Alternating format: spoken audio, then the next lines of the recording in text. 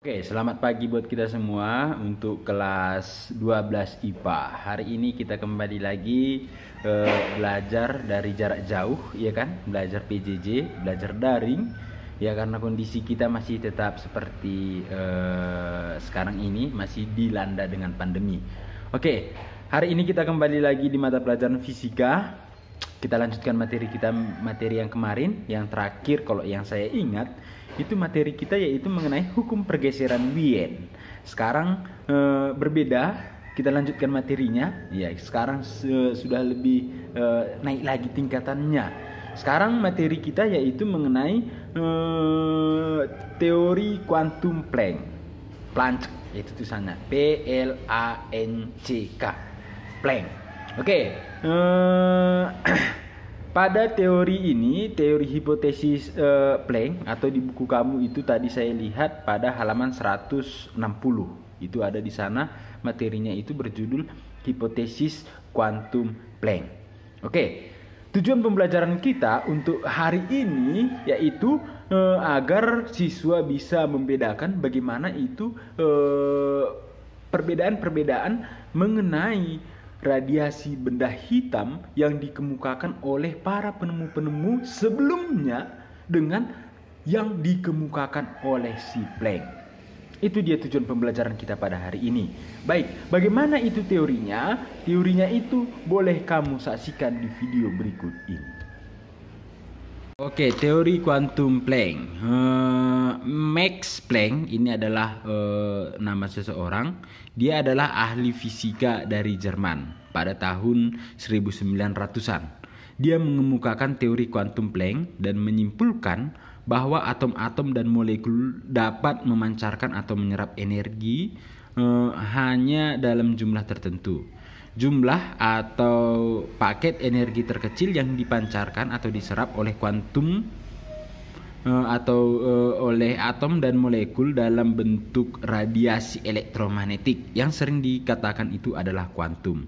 Oke, dia mengemukakan bahwa hipotesa yang cukup berani dikatakan pada masa itu. Ia mengemukakan radiasi energi atau Max Planck mengemukakan radiasi energi tidaklah mengalir dalam arus yang kontinu, tetapi terdiri dari potongan-potongan yang disebutnya itu adalah kuanta. Hipotesa Planck yang bertentangan dengan teori klasik tentang cahaya dan elektromagnetik ini merupakan titik mula dari teori kuantum. Ya, itu harus bisa kita kita ketahui. Dan sejak itu merevolusionerkan bidang fisika dan menyuguhkan kita tentang pengertian yang lebih mendalam tentang alam benda dan radiasi. Oke, pada teori Planck di sini, teori kuantumnya itu dia mengemukakan bahwa adanya tadi energi atau sering dibuat itu energi di mana energi ini adanya konstanta Planck dikali dengan berapa itu frekuensi radiasi. Oke, maka kalau saya buat keterangannya di sini, E ini adalah energi. Energi ini satuannya apa? Itu adalah joule. Oke, selanjutnya ada di sini H. H ini apa? Ini yang saya katakan tadi konstanta Planck, di mana konstanta Planck ini dia bernilai 6,62 dikali dengan 10 pangkat minus 34 joule sekon. Selanjutnya ada apa lagi? Ada di sini dia F. F ini apa? F ini adalah frekuensi radiasi.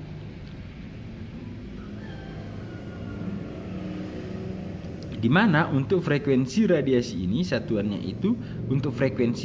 adalah hertz, ya kan? Satuannya adalah hertz. Atau kalau kamu masih ingat hertz ini apa? Itu adalah 1 per sekon. Ya, inilah dia teori kuantum si Planck yang dikemukakan oleh si Planck. Persamaannya cukup hanya yang itu aja. Oke, pada teori kuantum Planck ini dia mendukung kebenaran dari Albert Einstein, yaitu pada 1905. Oke. Efek fotolistrik adalah keadaan di mana cahaya yang mampu mengeluarkan elektron dari permukaan beberapa logam. Oke, ini biasanya logamnya ini adalah logam alkali. Oke, susunan alat yang dapat menunjukkan efek fotolistrik itu biasanya menggunakan alat yang sering dikatakan itu menggunakan tabung vakum, di mana ada di sana plat logam dan ada dia elektrode positif dan ada baterainya. Oke, maka di sana bisa dia menjelaskan bagaimana itu percobaan foto listrik yang dikemukakan oleh Albert Einstein. Oke, contoh soalnya seperti ini. Tentukan energi yang terkandung dalam sinar dengan panjang gelombang 6000 angstrom. Oke, angstrom. Jika kecepatan cahaya adalah 3 kali 10 pangkat 8 meter per sekon dan ketetapan Planck adalah 6,6 kali 10 pangkat minus 34 joule sekon. Maka langsung aja kita buat energi itu, persamaannya tadi yang di atas yaitu H dikali dengan frekuensi, atau energi ini nilainya adalah H ketetapan Planck dikali dengan frekuensi. Frekuensi itu boleh persamaannya itu apa? Kalau kita ingat di gelombang itu sama aja dengan kecepatan dibagi dengan panjang gelombang. Maka di sini kita pergunakan adalah kecepatan cahaya dibagi dengan panjang gelombangnya. Maka nilainya itu boleh kita masukkan, hanya itu adalah 6,6 kali 10 pangkat minus 34 joule sekon dikali dengan kecepatan cahaya, yaitu 3 kali 10 pangkat 8 meter per sekon dibagi dengan berapa itu panjang gelombangnya. Panjang gelombangnya ini, ini bukan joule per sekon, ini adalah joule sekon. Dibagi dengan berapakah itu panjang gelombangnya? Panjang gelombangnya itu adalah 6000 angstrom. Angstrom itu adalah 10 pangkat minus 10. Maka nilainya itu boleh kita buat menjadi 6000 kali 10 pangkat minus 10 meter. Maka meter dengan meter habis, sekon dengan sekon bisa habis. Maka nilainya ini tadi sudah saya kalikan, yaitu nilainya adalah nilainya ini adalah 1,1, yaitu 3,3 kali 10 pangkat minus 19 joule.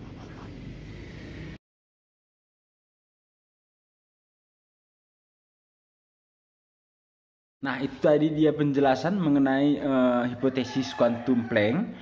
Maka silahkan kamu kerjakan tugas yang saya lampirkan di dalam tadi. Silahkan kamu kerjakan dengan baik, ditambah dengan buat 2 soal mengenai hipotesis kuantum Planck.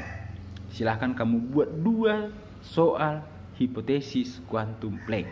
Berarti tugas kamu hari ini mencatat penjelasan saya ditambah dengan soal yang saya berikan 1, ditambah dengan 2 soal yang kamu cari dari buku maupun dari internet atau dari mana saja yang berkaitan dengan hipotesis kuantum Planck. Setelah itu kamu fotokan dan kamu kirimkan ke GCR atau kamu upload ke GCR. Baik, itu aja pembelajaran kita pada hari ini. Silahkan kamu lebih banyak belajar di rumah, apalagi kamu sudah kelas 12. Silahkan kamu banyak belajar di rumah, banyak baca-baca buku, banyak mempelajari materi-materi kita, dan lebih disiplin. Tetap jaga kesehatan, pergunakan masker keluar dari rumah. Hanya itu aja pertemuan kita pada hari ini. Kita bertemu di pertemuan berikutnya. Saya ucapkan banyak-banyak terima kasih.